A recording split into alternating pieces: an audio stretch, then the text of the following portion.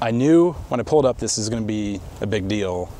With the protests in Ferguson and a couple of officer-involved shootings locally, it feels really good to tell you about this next story.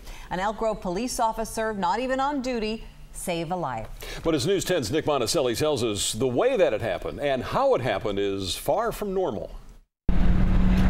When you're driving and see one of these, you usually become the best driver in the world. Most of us aren't looking for attention. I was driving into work, into the office, and I was flagged down by a couple in a car, and right off the bat I knew something different was going on. Something different. So much so that Elk Grove police officer Dan Templeton turned his dash camera on just in case.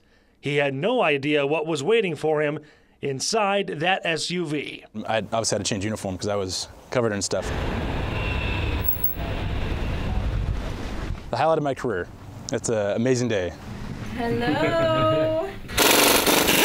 And that amazing highlight of his career moment happened right here. And it's all the guys at Les Schwab can talk about. Well, we've been getting suggestions that it should be less for Schwab. I think you honked. Yeah, I did. Yeah, I did honk. Who got my attention, and I saw you from the back seats leaning up forward. I'm like, Yeah. what's this lady doing with her seatbelt on? Give her a ticket. Give me a ticket. That's Mom, Vanessa Rios, and Josiah, not less, all 8 pounds, 14 ounces of him, delivered by a cop in a tire store parking lot.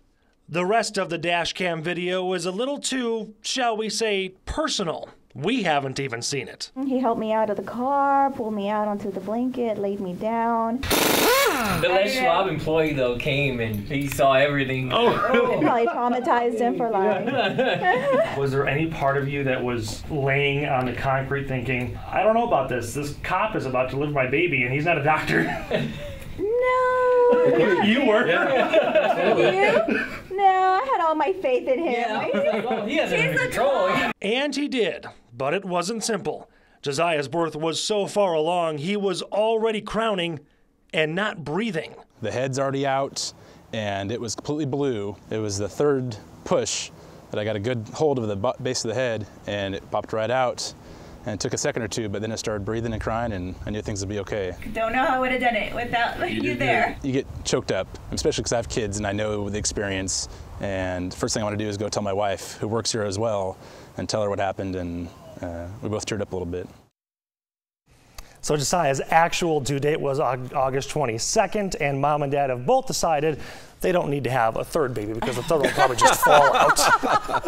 Well, I mean, that is quite the way to come into the world. Yeah. But, you know, I don't know. Having been there, Barnum and Bailey could be going on at the end of the table and you don't care. You're in the moment. So. You know what was really amazing, too, was the timing of it. I mean, they could have been, you know, a quarter mile down the road, 30 seconds behind, and that officer wouldn't have been there. It just happened to be that he was right there, and they said, oh, we need help. Well, and then there's a little bit of a problem with the baby, too, with the cord. And and the breathing. But Mom is in great spirits and having a laugh with it, too. So. Well, you know what's having a laugh at the rest of the officers? I think there's some diapers and bottles on Officer Templeton's desk right now. Excellent.